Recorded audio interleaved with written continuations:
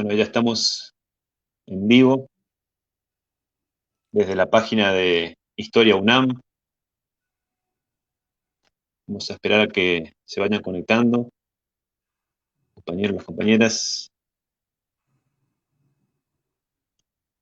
Este es nuestro primer vivo desde la página de Historia UNAM, de la página del Facebook oficial de la carrera de las carreras de Historia. Así que estamos muy contentos de poder realizar esta actividad. Para nosotros clave, para nosotros esencial de poder poner sobre la mesa estos temas que son tan candentes y a la vez fundamentales a la hora de poder discutir con una perspectiva verdaderamente superadora todo lo que implica esta crisis que estamos atravesando, además cuando se trata de un sector estratégico, el comercio exterior y actividades colindantes que encierra esto que se ha de alguna manera denominado la cuestión Vicentín, ¿no? Que para nosotros lo encuadramos como la radiografía de un fraude.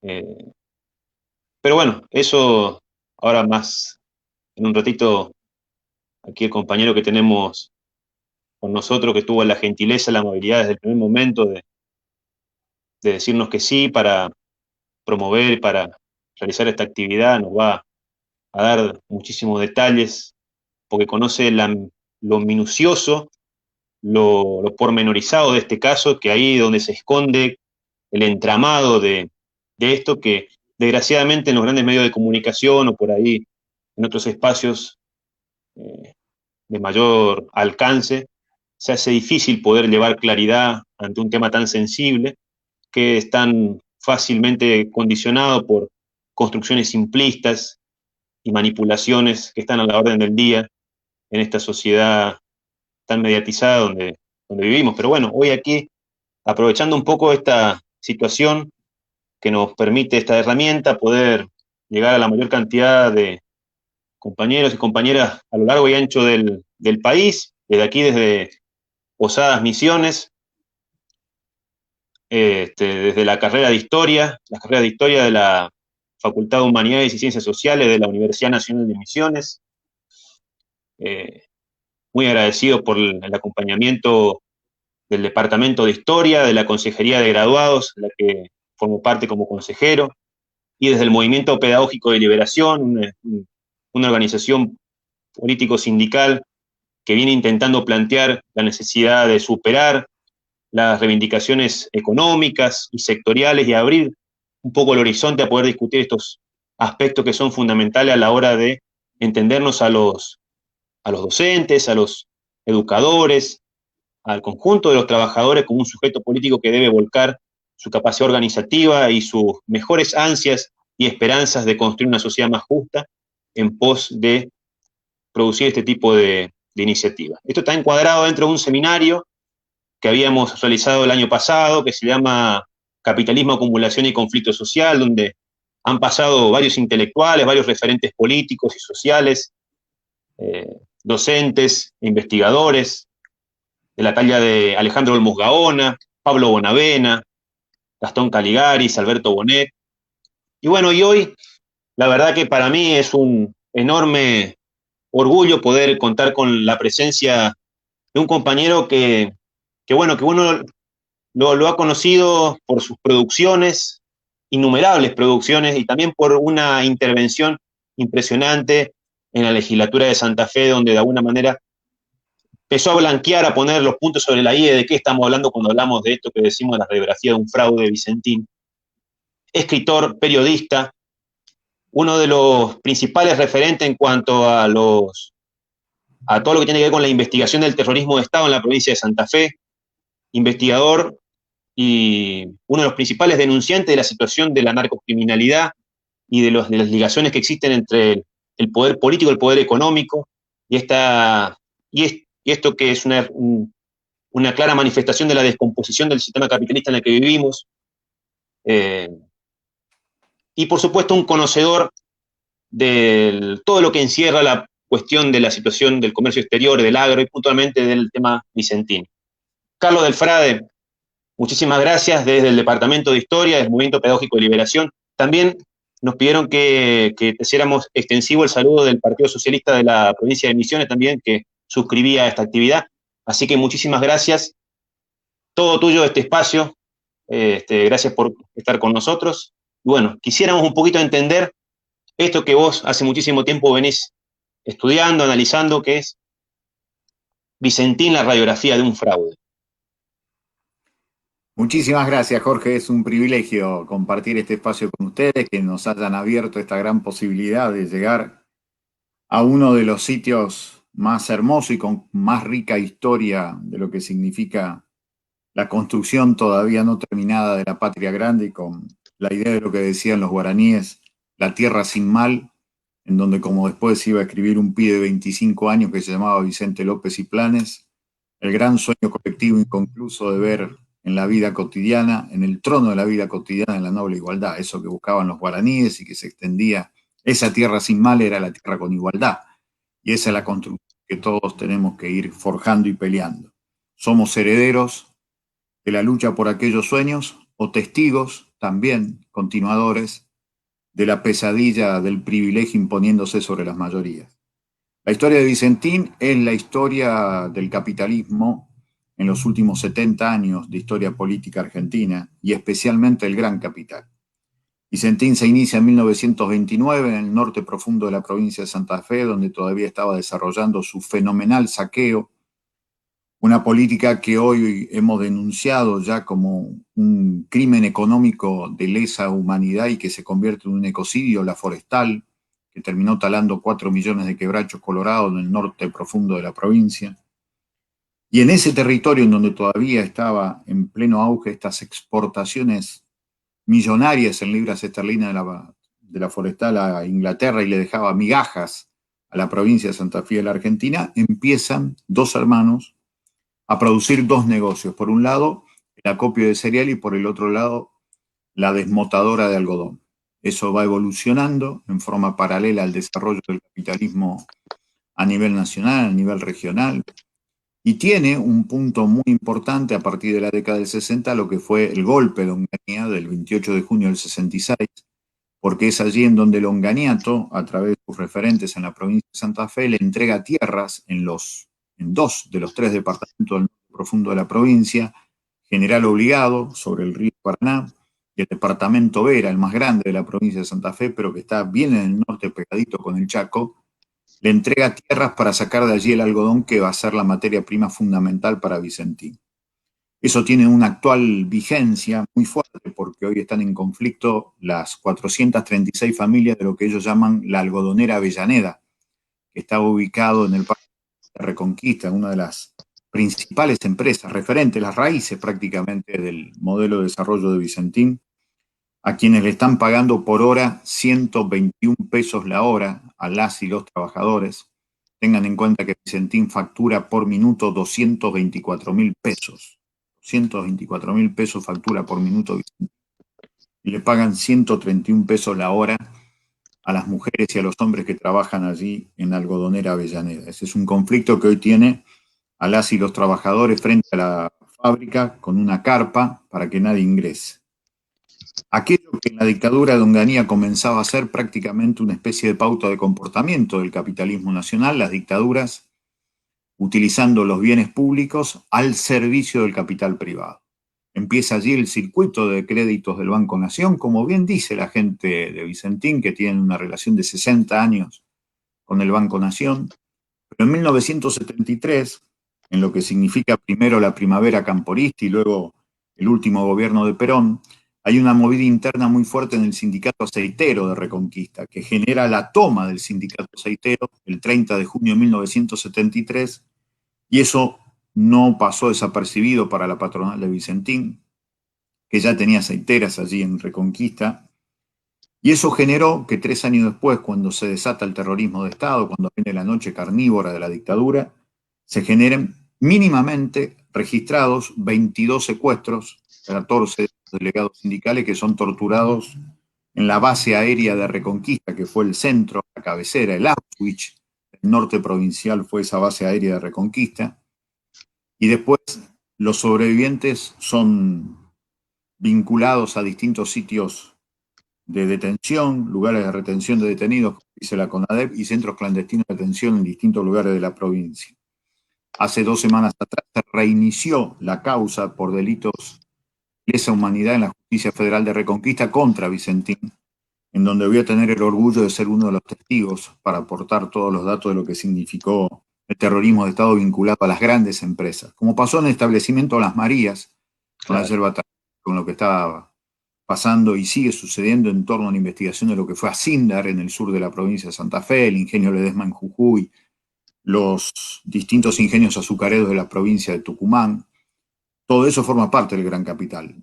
Fueron favorecidas por el Estado en la década del 60 con tierras, desaparecedores en los años 70 y beneficiados después de esa complicidad de sacarse de encima a quienes eran el objetivo del golpe, 30.000 desaparecidos, 6 de cada 10 trabajadores menores de 30 años, trabajadores con ideas revolucionarias, el objetivo del golpe.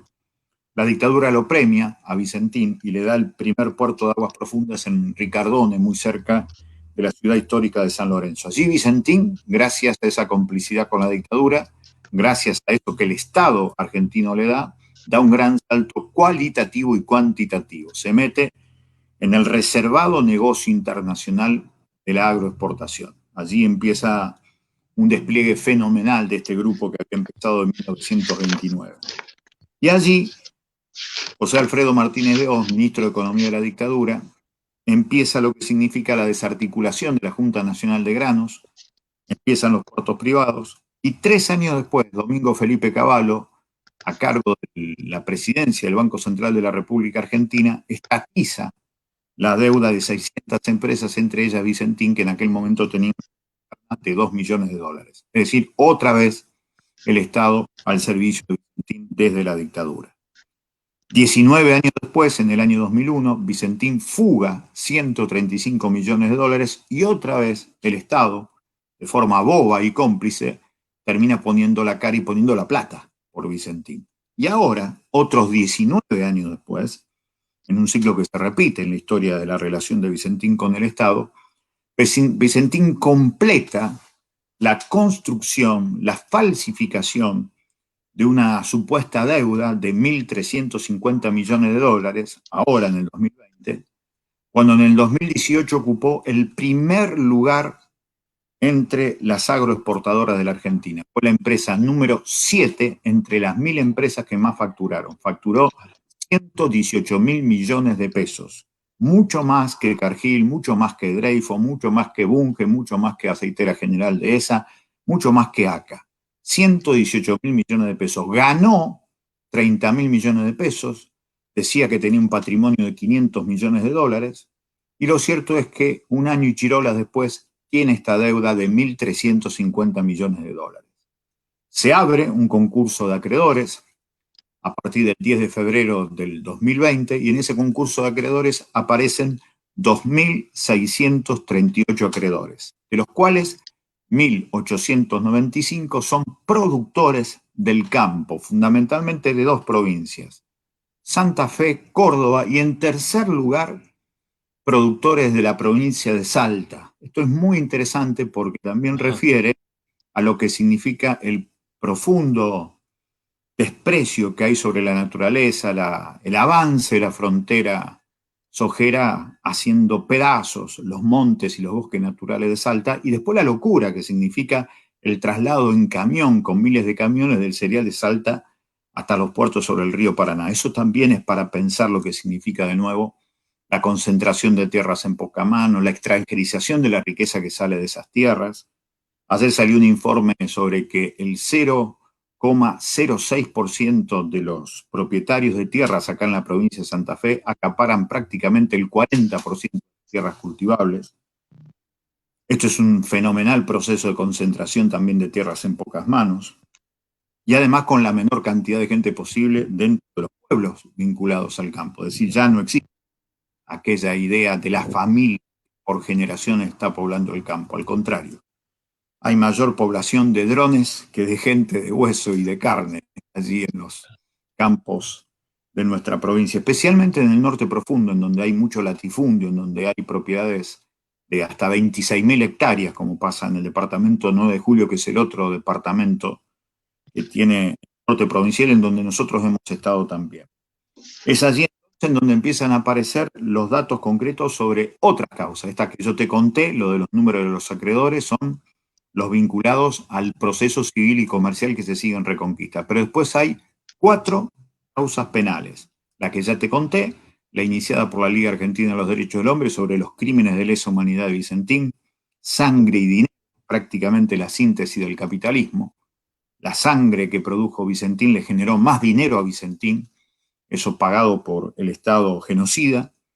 Pero después hay 3 causas penales más, una en Nueva York, otra en Asunción del Paraguay y la otra en Capital Federal, en el juzgado del doctor Ercolini, que lleva adelante la investigación del fiscal Gerardo Policita. Y ahí está la última novedad y que es fantástica realmente. El 8 de julio, el miércoles pasado, Policita saca un examen de 79 páginas y ahí se dice con claridad: Vicentín, entre agosto y diciembre del 2019, fugó 795 millones de dólares, más del doble de la deuda que tiene con el Banco Nación, que actualmente es de 300 millones de dólares.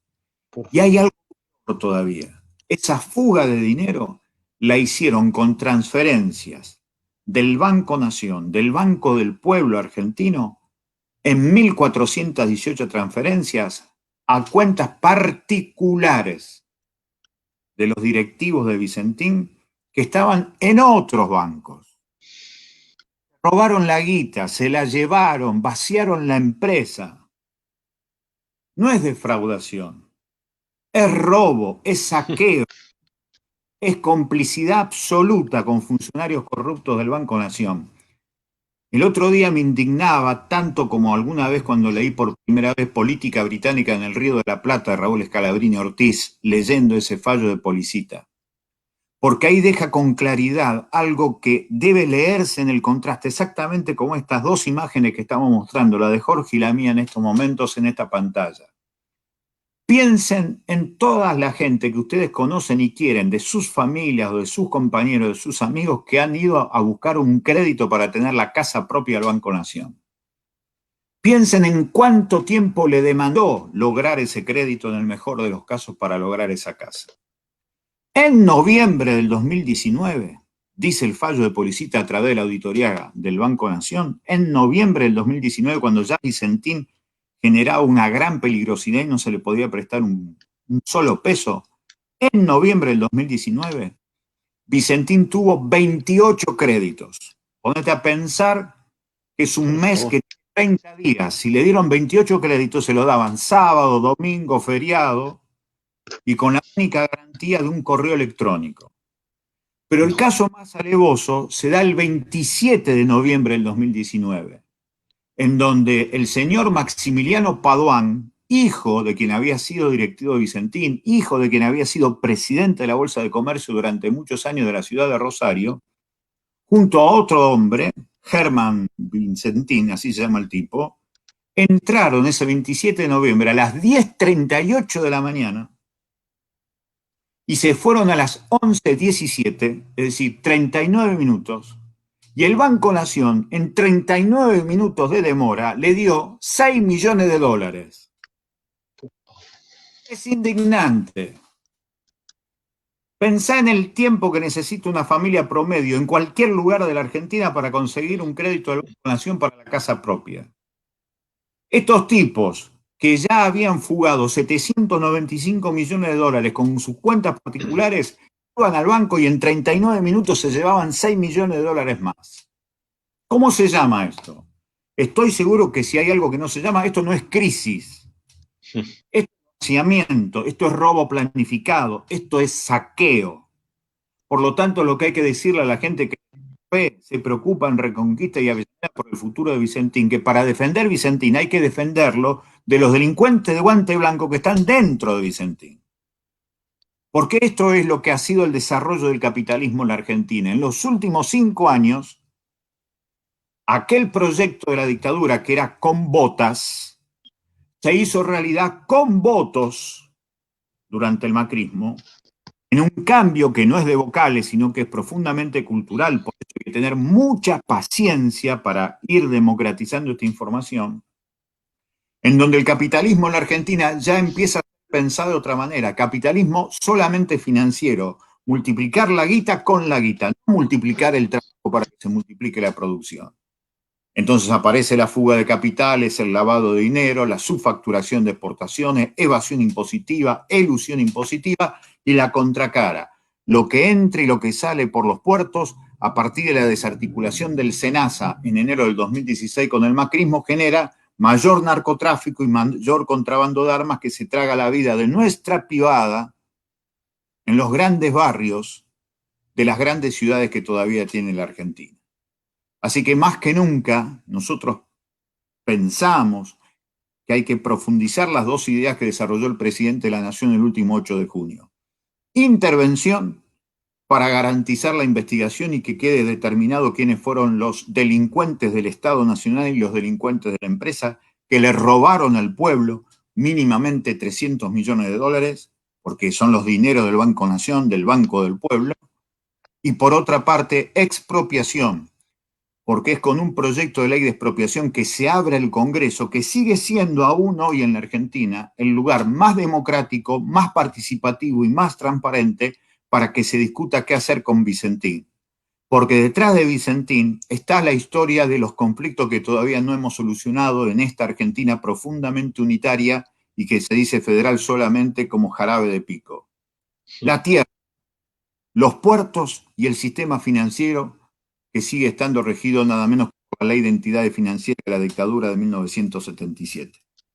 Por eso para nosotros es un privilegio compartir con ustedes este seminario en donde claramente analizar el desarrollo del capitalismo es también volver a pensar la necesidad de que seamos protagonistas para que la vida sea la fiesta de todos y no la propiedad privada del que la pueda comprar. Hasta acá por lo menos la primera parte, Jorge. Excelente, la verdad que más claro echarle agua, ¿no? A esto que describíamos en un primer momento acerca de el entramado y la radiografía de toda esta inmensa maraña que, como vos bien hiciste una periodización, ¿no? Eh, la connivencia que ha habido entre el terrorismo de Estado, el Gran Capital.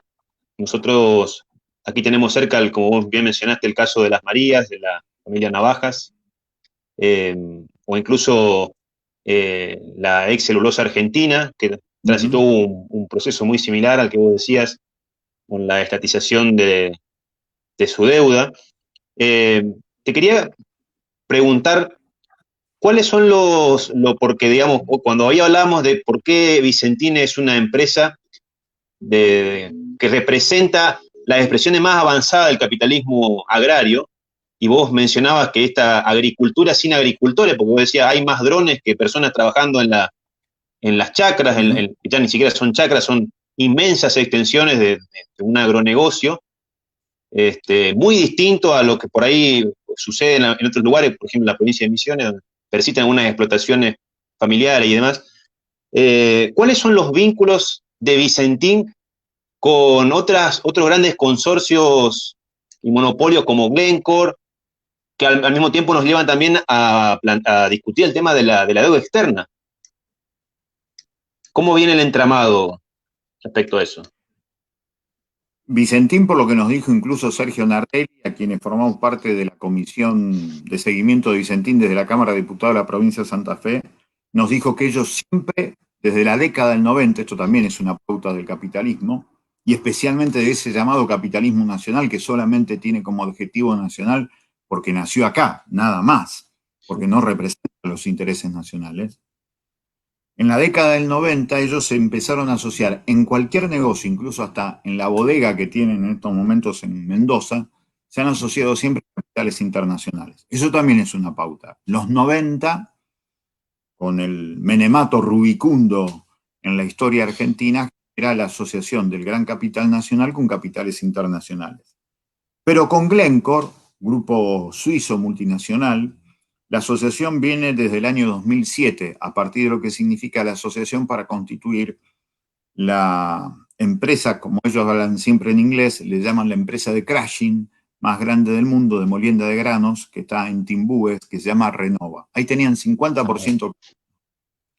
Pero días antes de la cesación de pagos, que le llamaron estrés financiero, eso fue el diciembre del 2019, ellos le venden a Glencore el 16,6% más, con lo cual Glencore ya se había quedado prácticamente con el 67% de una verdadera joya exportadora, como es esta empresa de molienda que es Renova. Realmente algo muy impactante. Y surge además ahora la constatación en los juzgados penales de Nueva York que Vicentín constituyó en los últimos tiempos, a partir de esta asociación con Glencore, otro grupo familiar que se llama Vicentín Family Group, que lo instala fundamentalmente en el Uruguay, en donde, de acuerdo a las investigaciones que vienen de Nueva York y que vienen de Paraguay, el dinero de las ganancias, de las ventas, e incluso este dinero que supuestamente le entró por la venta de ese 16,6% de Glencore, fueron desde el Uruguay a paraísos fiscales, en empresas offshore en Panamá desde el año 2005, una se llama Nacadíes Overseas, que también la conocieron de forma muy grosera el 3 de diciembre del 2019, es decir, 2 días antes de la cesación de pago, la constituyen en Reconquista y le ponen como dirección Irigoyen 298, que es la dirección del frigorífico Friar, que le pertenece a quién? A Vicentín. Entonces desvían toda la guita por ahí y se lo mandan a este grupo, Vicentín Family Group. ¿A cuál dejan endeudado? A Vicentín Saic, que es el que sale a intervenir y a expropiar el gobierno nacional. Yo creo que es una gran trampa, porque han puesto las empresas que vaciaron, en eso se llama Vicentín Saic, 20 empresas. Y la guita en serio se la llevaron en eso que por ahora está intocable, que no aparece en el concurso, que es Vicentín Family Group, que está en el Uruguay, por donde desviaron todo este dinero. Pero cometieron un gran error, que para mí también forma parte de lo que significa lo impiadoso que es el capitalismo. Ellos le pidieron mucha guita a bancos internacionales y todos ellos dependen del Banco Mundial. Se cavaron sola. Porque una cosa es deberle al Banco Nación, otra cosa es deberle al Banco Mundial. Entonces ahora comienzan a aparecer los sistemas Discovery de investigación en Nueva York, en donde cruzan datos, incluso en donde el secreto bancario nos lo dicen a los pobres giles que somos los diputados provinciales, en donde el Banco Nación dice no le vamos a dar información porque se viola el secreto bancario. Eso nos dicen a nosotros. Por En favor. Estados Unidos ni se preguntan eso. Por favor. Se meten y hoy llegaron a esta conclusión. Se llevaron la guita por esto y se la sacaron a los inversores estadounidenses. Ahora, eso se sabe porque ellos lo van a cobrar sí o sí. Entonces, a partir de esto, se sabe, esa información es realmente despiadada y ahí están marcando que mínimamente los muchachos de Vicentín que siguen a cargo de la empresa se llevaron mínimamente a sus cuentas personales en esos paraísos fiscales a través del Uruguay 400 millones de dólares. Así que imagínate este fenomenal robo que le han hecho desde adentro a Vicentín, que le han hecho desde adentro al Banco Nación, una banda, una asociación ilícita entre exfuncionarios del Banco Nación y los muchachos estos de Vicentín, pero en el medio hay dos cosas muy grandes. Por un lado, 1.865 productores que merecen recuperar el grano y la plata, o alguno de los dos, y por el otro lado, 7.000 trabajadores en forma directa en la provincia de Santa Fe, más 21.000 familias más en forma indirecta, con lo cual hace un universo de 30.000 familias. Son casi 130.000 personas sobre los cuales tiene que depender Vicentín, tiene que responder acá en la provincia. No es broma. ¿Quién lo hace si no lo hace el Estado? Por eso, claramente, este es un problema de legítimo interés público y está muy bien que haya ley de expropiación para debatir el futuro de Vicentín. Ahí nos pregunta un compañero, Adalberto Benito Piguín, eh, compañero que es de oriundo de la provincia de Santa Fe también. eh, También ha colaborado muchísimo para que esta actividad pueda salir adelante. Qué Pregunta, bueno. ¿por qué Vicentín y no Cargill u otras exportadoras en el marco de todo esto que usted está describiendo? ¿Por qué lo hizo Vicentín, no Cargill? Ajá, claro, sí. No, Creo que bueno, creo que a eso refiere Beto, sí. está muy bien. Ahí hay que ir a los clásicos de la literatura y la investigación periodística de los negocios del capitalismo. Hay un libro clásico de Dan Morgan que se llama Los traficantes de granos, del año 1973 que explica que Cargill es justamente el diseñador de casi todos los puertos del mundo. Eso, por supuesto, hasta incluso cuando todavía existía la Unión de Repúblicas Socialistas Soviéticas, Cargill incluso diseñaba el mercado internacional de grano de la Unión Soviética. Eso es realmente impactante. Leer el poder de Cargill es realmente importante. La dictadura argentina, cuando empieza a diseñar esto de la liquidación de la Junta Nacional de Granos, que después se termina de hacer con Menem, empieza con Martínez Dodd en el 79, es un plan de Cargill ese también. Y la privatización de los puertos sobre el Paraná también es un plan de Cargill. Así que es el gran diseñador, es el que pone la regla de juego en definitiva, por lo menos en esta forma de jugar. Puede haber otra, ese es el tema. Esto, por ejemplo, ¿qué hacen los productores de Salta debiéndole tanto a Vicentín? ¿Por qué pasa eso? ¿Por qué? Eso es interesantísimo de pensarlo, pero eso es otro debate. Pero claramente Cargill no iba a estar en esta situación. Claro. Cargill no tiene por qué inventar crisis, porque en todo caso, Cargill lo que puede hacer es eso, decirle a Vicentín, hagan esto, zafen de esta manera, y nosotros en algún momento podemos quedarnos con algo del negocio de ustedes. De hecho, el señor Sergio Nardelli nos dijo, Sergio Nardelli es el principal gerente de Vicentín, nos llegó a decir que uno de los que conversó más con ellos fue el grupo Cargill, pero insisto, Cargill es el que diseña todo, ellos mismos te lo admiten. Cargill es algo así como el dios del agronegocio exportador en el mundo. Por eso es tan importante. Aunque hoy hay que decir que el principal exportador en la Argentina es una estatal china, que es COFCO, que es la que está exportando hoy en la Argentina. Bien, Quedó, entre otras bien. cosas, con Nidera, lo que alguna vez fue algo también muy importante desde aquí. Vamos por ahí a avanzar en cómo se vive esto ahí en la región. Por ahí nosotros, lo que nos llega a través de los medios o lo que vamos debatiendo entre los compañeros, las compañeras, o lo que vamos ahondando a través de investigar a partir de la práctica militante, ¿no?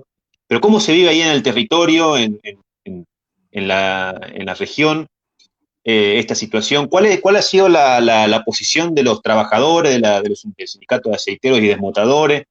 Vos comentabas hoy, por ejemplo, hechos que son para la mayoría un hecho desconocido, que es la huelga de la algodonera Avellaneda, que es un eje clave en todo este proceso. ¿Cuáles son las perspectivas que se abren respecto a los trabajadores, su rol? ¿Cuáles son las discusiones y los debates en torno a lo que ha trascendido de la iniciativa del Poder Ejecutivo de avanzar en una eventual intervención y expropiación? Los sindicatos aceiteros están a favor de la intervención y la expropiación. También los trabajadores de la algodonera Avellaneda, que dicho sea de paso, se desafiliaron masivamente del sindicato que es la Asociación Obrera Textil a nivel nacional. Ajá. Creen que han sido traicionados por ellos.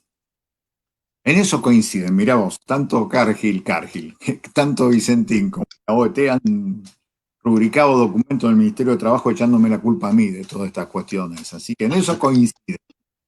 Y eso es bueno, me he ganado el odio de un sindicato entreguista y de la patronal. A mí me gustan esas cosas. Pero lo cierto es que los muchachos de la algodonera se fueron de la Asociación Obrera Textil mayoritariamente y están hoy en aceiteros, cosa que tampoco quiere ser reconocido por la empresa, tampoco parece ser que quiere ser reconocido por el Ministerio de Trabajo de la provincia. Tenemos un problema hoy en la provincia, porque la provincia está gobernada por un peronismo al que cuesta mucho combatir al capital. Lo puede cantar en la marchita, pero le cuesta mucho tratar de construirlo en la historia cotidiana. Y eso pesa. Lo cierto es que la cuestión de los trabajadores han generado un acuerdo masivo y por eso han hecho cosas muy lindas. Porque una cosa, yo en estos momentos estoy en Rosario, pero podría estar en Santa Fe y más o menos la historia es la misma. No se tiene una dimensión en serio de lo que realmente pasa en Reconquista y Avellaneda. Ahí la cuestión es distinta. Vos imaginate, ¿vos cuántos años tenés, Jorge? 32. 32. Imagínate que Vicentín tiene 3 veces tu edad. Uh-huh. Es decir, Vicentín estuvo con tu abuelo, estuvo con tu papá y está con vos. Entonces, en Vicentín, en Reconquista y en Avellaneda, vos Abrís los ojos, salís de tu casa y vas a ver Panadería Vicentín, que se llama Vicempan, Sepelius Nardelli, Óptica Paduan, Ferretería Bullati. Todo lo que te rodea, incluso en la ciudad, lejos de las fábricas, todo remite a Vicentín. A eso sumale 6 escuelas privadas que Uh, Vicentín fue constituyendo a lo largo de los años, en donde claramente Vicentín es lo más parecido al Espíritu Santo. Semejante poder cultural, cotidiano en la vida de mucha gente ha generado claramente preocupación en gente de buena fe.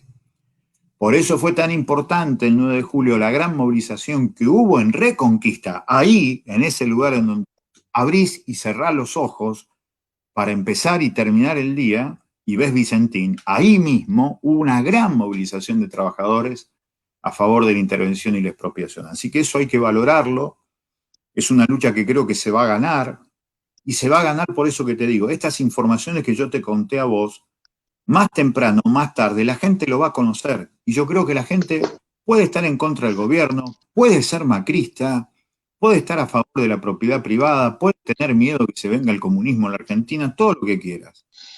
Yo estoy seguro que la gente no sale a defender delincuentes. No van a salir a defender más a estos tipos que merecen estar todos presos.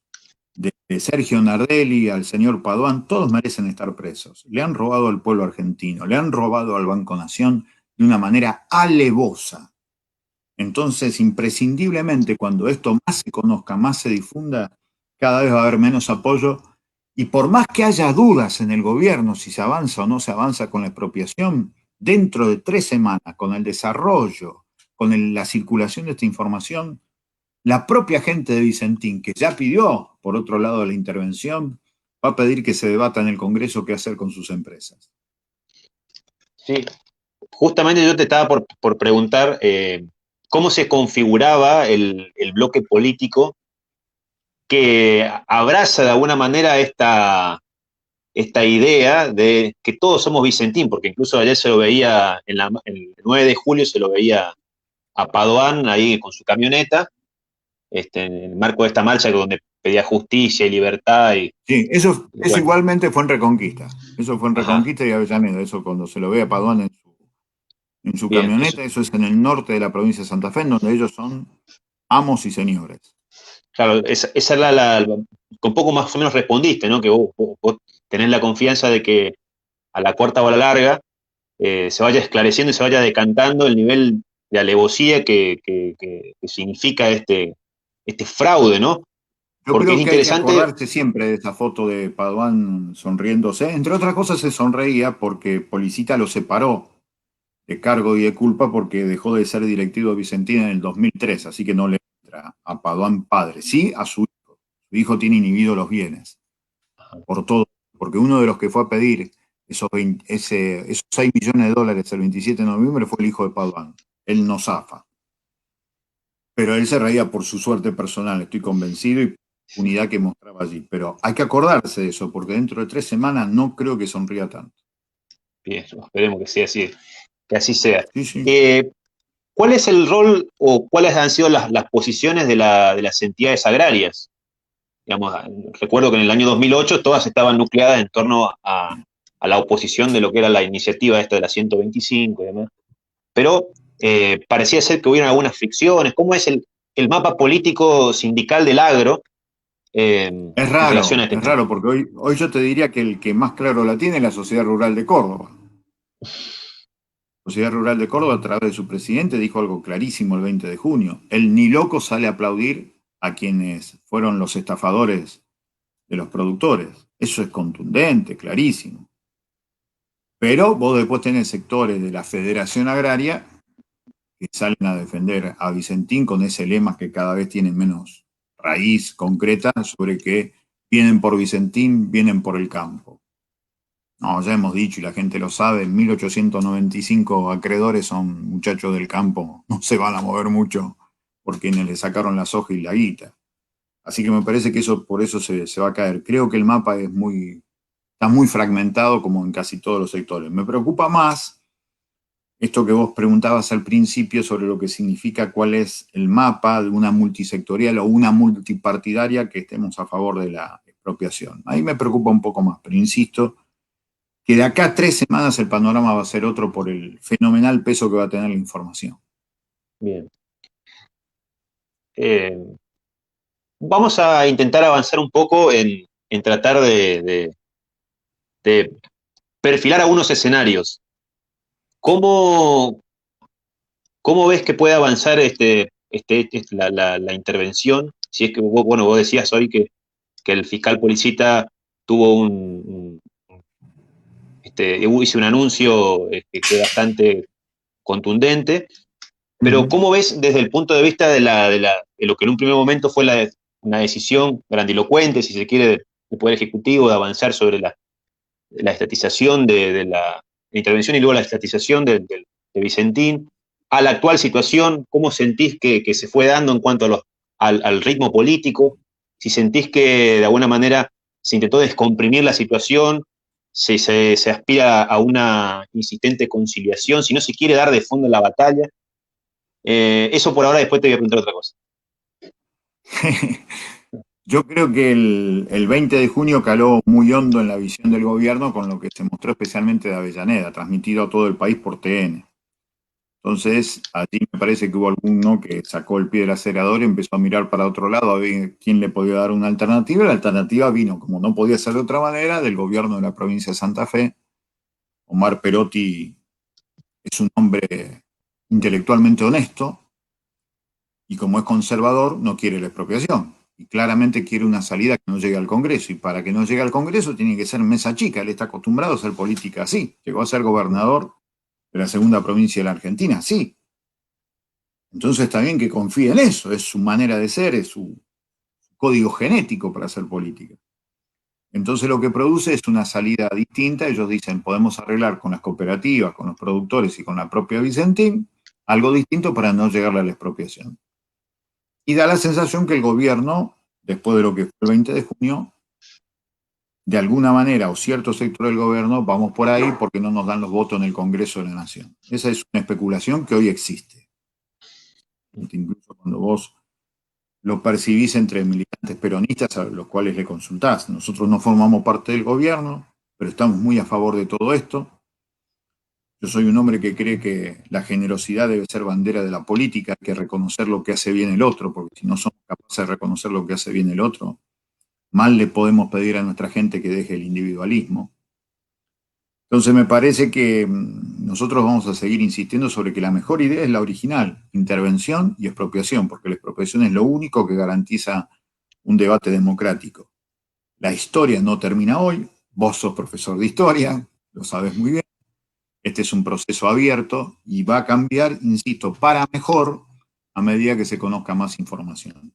Yo entiendo que puede haber muchas dudas, entiendo que puede haber miedo a perder un debate en el Congreso de la Nación, pero vamos a ir hacia ese debate y se va a ganar. Bien, Eso es lo que bien, entiendo. bien, bien. Bueno, ahora, en Y si relación a no, eso que te... discutiremos legalmente en un montón de lados con la gente de Vicentín.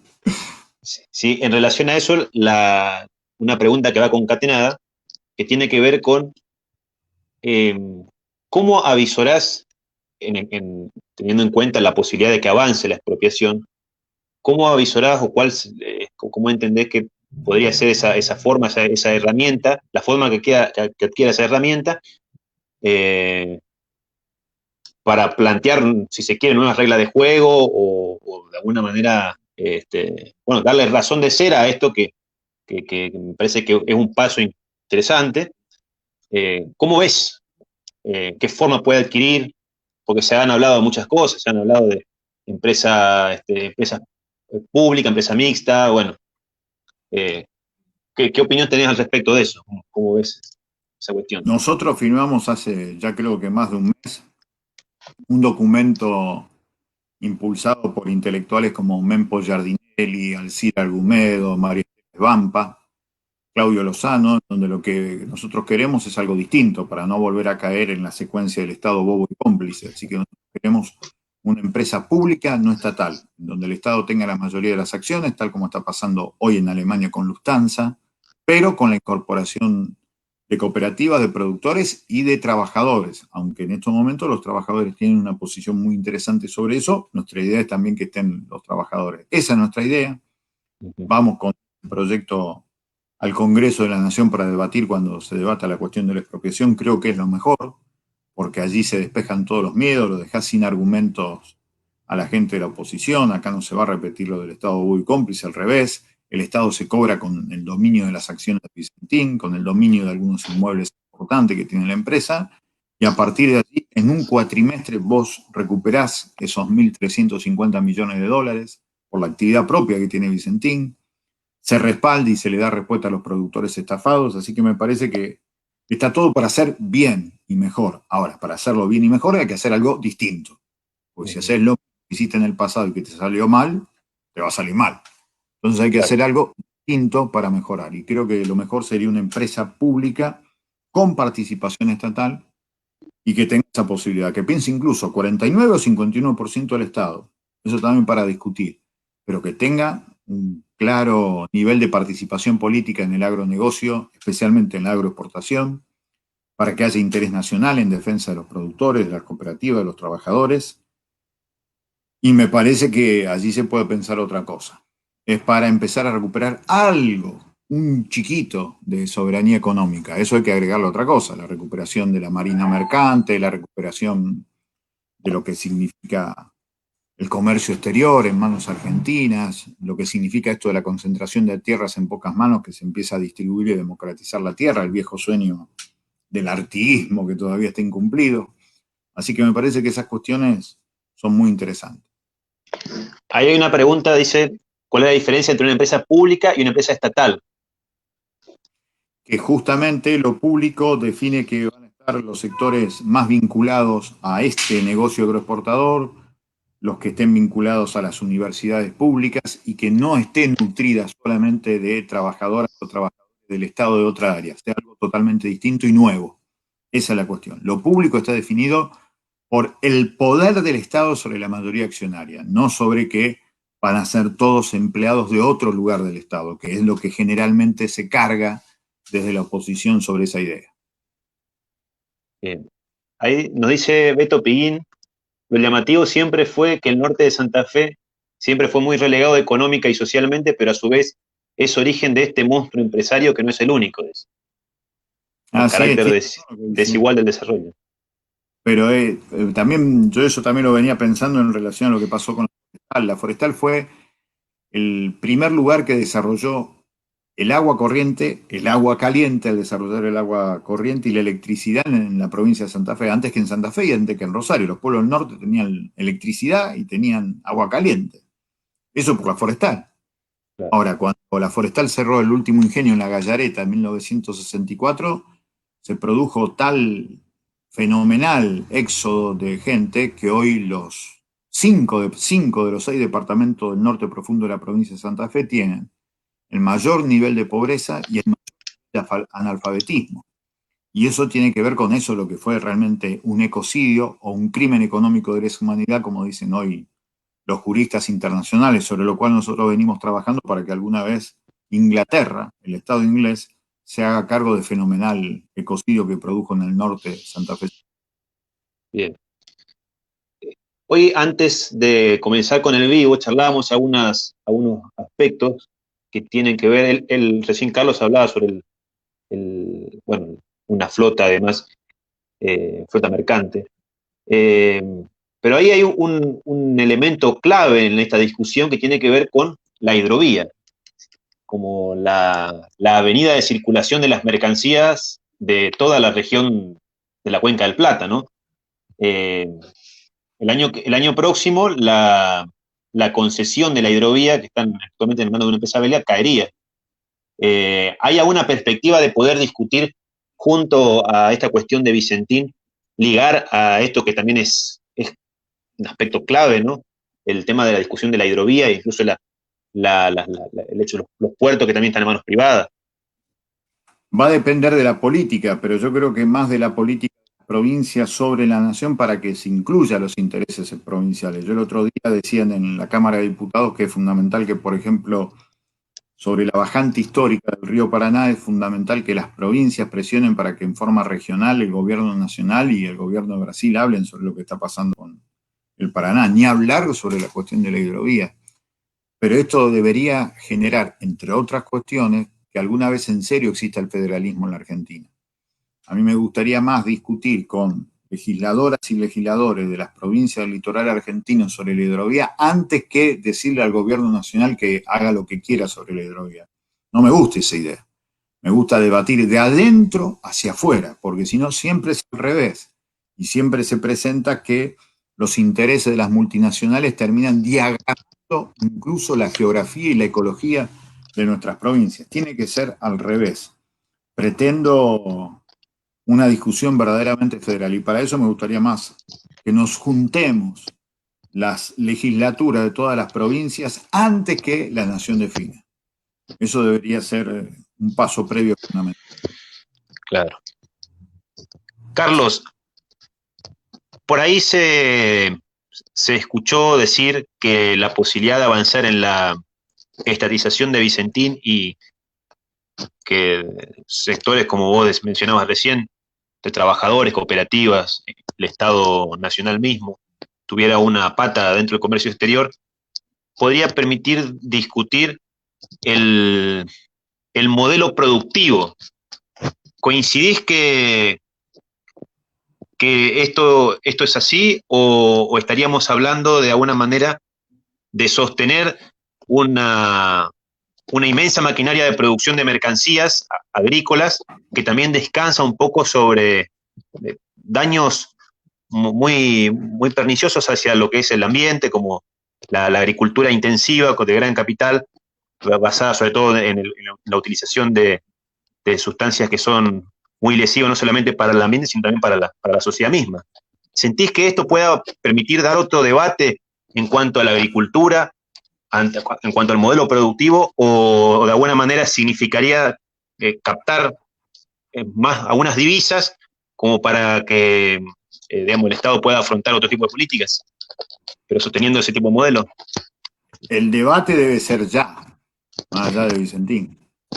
La cuestión de la democratización del veneno que ha generado el agronegocio nos impone que sea ayer ese debate. Nosotros este lunes vamos a volver a ingresar, y ya van 3 veces en 6 años en la legislatura, un proyecto para prohibir la fumigación aérea y hacer que las fumigaciones terrestres sean a 1.500 metros de los cascos urbanos. La tercera vez que lo intentamos hacer. Eso tiene que ver con el fenomenal poder que tiene lo conservador en la provincia de Santa Fe. Así que eso es paralelo o simultáneo, pero cualquier excusa siempre es bueno para pensar por qué diablos hacemos creer que lo que tiene que estar en el altar es el Dios dinero y no la vida o no la naturaleza. Cualquier excusa viene bien, así que si quieren tomar a Vicentín como excusa, bienvenido sea. Pero la discusión de lo que significa el modelo productivo, el extractivismo, en la Argentina, que tiene distintas características según las provincias y las regiones, es algo que se viene dando hace rato. El año pasado nosotros escribimos un libro a propósito de la forestal, porque se cumplieron 100 años de la primera huelga en la forestal, y decíamos que hoy hay nuevas forestales en Argentina, basado justamente en el extractivismo, en creer que la tierra, el aire, el agua son solamente recursos naturales para el negocio. Por eso son recursos, no bienes comunes. Nosotros la idea de los bienes comunes. Entonces es imprescindible salir de la idea del modelo, porque además va a ser lo único que le va a dar un presente y un futuro de trabajo en serio a nuestro pueblo. Por eso lo que creo que también la excusa grande en todo caso es cuando salgamos de la pandemia, pensar en 5 cosas básicas que ya van quedando perfiladas. Sin Estado es imposible la vida, eso en primer lugar. En segundo lugar, queda claro que hay que cuidar el medio ambiente, esto es básico. En tercer lugar, el mundo solamente aparece cuando aparecen los trabajadores, y para eso hay que dar más trabajo digno, y para dar más trabajo digno hay que recortar seguramente la jornada laboral, basta de jornada laboral 8 horas, hay que ir para una reducción de jornada laboral para que haya más trabajo estable y con igual sueldo para nuevos sectores, y eso lo tienen que garantizar las grandes empresas. Eso me parece que es algo básico. Y después la gran idea de que Alberti pensaba en el siglo XIX que gobernar es poblar, hoy indispensablemente hay que pensar que gobernar es repoblar la Argentina. Las megaciudades sirven solamente para enfermarnos y para lograr más explotación. Es indispensable pensar otras cosas. Por eso me parece que se excusa para salir, y después la presencia del Estado Nacional en los grandes negocios internacionales. No puede ser que la política sea como en los años 90 la que gestione. ¿Qué es gestionar? Gestionar es autorizar a que los que hacen negocio lo hagan más o menos bien, nada más. Claro. No, la política está para transformar la realidad. Y si hay un Estado Nacional, el Estado Nacional tiene que jugar a favor de la gente que viva en esa nación. Me parece que esas son 4 o 5 cuestiones básicas que nos tienen que servir. E insisto, cualquier excusa viene bien. 1, 10, 100, 1000 Vietnam, decía un muchacho que se jugó la vida. Hoy nosotros podríamos decir claramente 1, 10, 100, 1000 excusas sirven para pensar los temas indispensables para transformar la vida. Bien. Ahí nos pregunta nuevamente Beto, dice, la Unión Agrícola Avellaneda, ¿qué posición tiene este conflicto? No la conozco, pero me parece que no debe ser contraria a Vicentín. No leí nada de la Unión Agrícola, pero no la veo jugando en contra de Vicentín. Bien, ahí varios compañeros escriben, Bueno, dice ahí muy está el otro interesante. misterio, ¿no? Porque yo digo, los que Ajá. defienden a Vicentín, lo que tienen que saber es que tienen que sacar a los delincuentes de adentro, porque por más que no le intervengan o no le expropien, si estos tipos van a estar adentro, la van a terminar destruyendo en meses. En 3 meses la cierran. Por choreo, ¿eh? Ellos se la chorean. Esto es así. Bien, ahí voy a ir leyendo algunos mensajes del chat, dice muy interesante la charla, dice Luján. Después dice, para los que vivimos lejos, La Plata, un saludo muy grande, recibimos el bombardeo interesado defendiendo a Vicentín. Dice que usted, Carlos, lo explica muy, muy claramente, además es un placer escucharlo. Bien, Muchas por ahí gracias. si alguien, algún compañero más quiere hacer alguna pregunta, está abierto el chat, sería interesante Pero me poder parece que lo conocer. hemos abrumado a la gente, Jorge, ya a esta A altura. ver, dice, Ahora voy a bien, tomar la merienda, te digo. acá hay una pregunta de José Hugo y Cochea, dice, vínculos con la extracción minera, Vicentín y la mega minería. Ah, ese es un fenómeno. José es un gran profesor de historia de la zona, de la querida zona obrera de Villa Constitución, y hace unos trabajos maravillosos. Sí, lo que nosotros Saludos. decimos, Glencore forma parte hoy de la primera gran explotación de minería a cielo abierto, que fue Minera La Lumbrera. En Ajá. 1995 se ubicó en Catamarca y desde entonces saca todo por uno de los puertos muy cercanos a Vicentín, que es el puerto de Terminal 6 en Puerto General San Martín, que está muy cerquita de allí. De ahí sacan 26 metales y no le dejan un solo peso a la provincia de Santa Fe, y solamente de cada 100 que exportan le dejan 2 a la Argentina. 2. 2 de 100. Así que esa es una vergüenza que tiene que ver con el modelo extractivista. Eso es Glencore. Y además Glencore, nosotros tuvimos la mala suerte de conocer a Glencore en el año 2016, cuando se habían hecho cargo de lo que antes se llamaba Sulfacid, que era una empresa de zinc electroquímico. Trabajaba en Fray Luis Beltrán. Fray Luis Beltrán está muy cerquita de Rosario, está antes de la ciudad histórica de San Lorenzo, y ahí dejaron 120 laburantes en la calle y un pasivo ambiental tremendo con material contaminante que hasta el día de hoy es algo muy peligroso para toda la salud de toda la gente acá en el sur de la provincia de Santa Fe. Esos son los antecedentes que tenemos de Glencore. El lunes nosotros, desde la Comisión de Seguimiento de Diputados, le vamos a escribir a los señores Glencore, que no sé quiénes son, pero le vamos a escribir incluso en inglés, una cosa rarísima, pero vamos a escribir para que nos den algunos datos sobre justamente estas relaciones con Vicentín. Pero lo que queda claro es que es el extractivismo lo que mueve todo esto. Y como siempre digo, no es casual que las 5 arterias que alimentan el corazón del capitalismo de hace 60 años son las mismas de siempre: petróleo, armas, medicamentos, narcotráfico y trata de personas. Cuando decimos petróleo, decimos extractivismo. Petróleo, minería a cielo abierto, agroexportación vinculado con todo esto, y allí se juntan. Y por eso en los puertos se juntan la mayoría de estas actividades. Y lo vamos a encontrar. Por eso quien maneja los puertos también maneja lo que entra y lo que sale de los puertos. Hoy no hay control del Estado y por eso tenemos cada vez más armas y más narcotráfico en la Argentina. Bien. Ahí Cándido nos dice, muy buena la charla, gracias Carlos, gracias por estos espacios que ayudan a entender la realidad. Bueno, ya llevamos más o menos una hora justa, mirá, de ¡Hasta!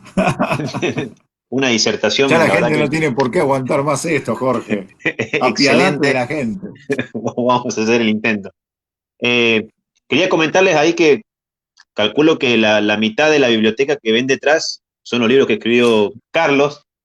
La verdad que en su biografía, en su página web, están los libros para descargar, son muy interesantes porque aborda temáticas muy variopintas, desde biografía de Manuel Belgrano, pasando por historias de personalidades muy importantes de Rosario, el tema de la narcocriminalidad, como él mencionaba, me parece que un aspecto muy importante a poder analizar y debatir.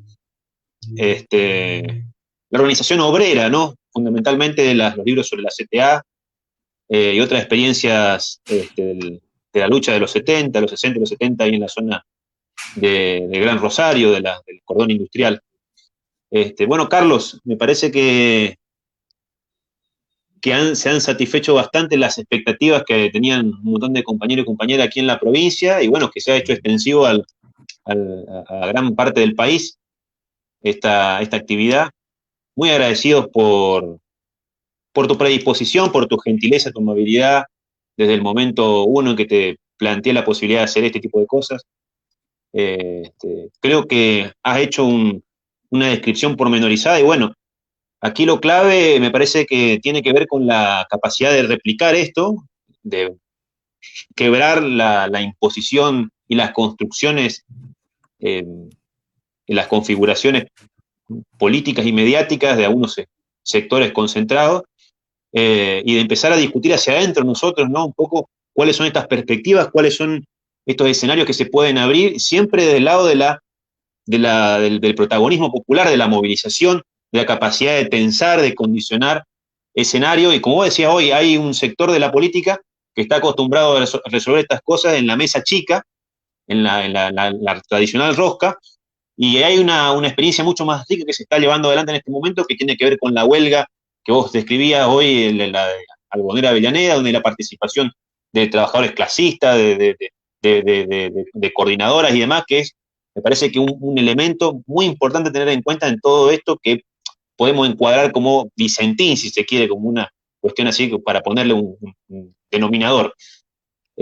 Así que bueno, desde la carrera de Historia de la Facultad de Humanidades y Ciencias Sociales de la Universidad Nacional de Misiones, desde la Consejería de Graduados, desde el Movimiento Pedagógico de Liberación también, voy a hablar de gestión, de gestionar, bueno, nosotros tenemos que pelear también con esa concepción de la gestión educativa, que tan fuerte ha venido calando y donde no hay debates pedagógico-políticos. Esto tiene que estar en algún momento en los debates del conjunto de los trabajadores de la educación, de los intelectuales, de los trabajadores culturales, porque en definitiva tiene que ver con una construcción mucho más profunda, mucho más amplia, que sobrepase los debates sectoriales, economicistas, si se quiere, para avanzar en una construcción mucho más profunda. Así que, Carlos, te agradezco enormemente de parte de un colectivo mucho más amplio que, bueno, yo te pongo la cara de buena manera, pero están bancando todo este tipo de experiencias, este tipo de actividades. Así que te pediría una reflexión final y un saludo para los que nos están mirando. Y especialmente, en primer lugar, muchísimas gracias. Me queda muy cortita la palabra gracias por todo lo que me están haciendo sentir en los últimos días, con una cuestión totalmente inesperada que iba a ser el rebote de eso que dijimos en la legislatura de la provincia de Santa Fe. Así que para mí no tengo más que agradecerle al universo y a la gente por esta repercusión, esto que nos llamen de distintos lugares del país. Es inesperado para mí, así que para mí es un privilegio. Pero más que nada la idea es esto, a mí me parece que el ser humano se define por las palabras que dice, las palabras nos hacen seres humanos, todos estos libros que ves y todos los libros que nosotros escribimos en definitiva es la síntesis del río de palabra que nos navega por dentro, somos las palabras en las que creemos, Y hay algunas palabras en las que creemos mucho más, las que nos enamoran, lo que nos hacen ser lo que somos. Así que más que nunca hay que decir, tratar de convencer, darle dimensión política a la palabra paciencia, darle Sí. dimensión política a la palabra tolerancia, tratar de hacer que nuestras palabras lleguen a los oídos que nunca nos escucharon, que nos miren los ojos que nunca nos miraron. Es la única manera de hacer mayoritario un pensamiento distinto en donde el humanismo tiene que ser lo central de un mundo distinto, de una Argentina muchísimo mejor. Para eso hay que protagonizar la historia, no hay que pedir permiso para vivir, no hay que mandar mensajitos por WhatsApp a los medios, hay que protagonizar la historia para alguna vez hacer realidad lo que soñamos. Si no, vamos a terminar siendo testigos y víctimas de las pesadillas que las minorías de siempre nos van a querer seguir imponiendo. Así que muchísimas gracias. Gracias, Carlos. Bueno, un saludo muy Un grande abrazo grande. a todos los compañeros y compañeras. Gracias por estar presente y bueno, hasta una próxima entrega. Nos Cuando estaremos quieran. viendo. Saludos. Chau. Chau, Jorge, gracias. Chau, chau.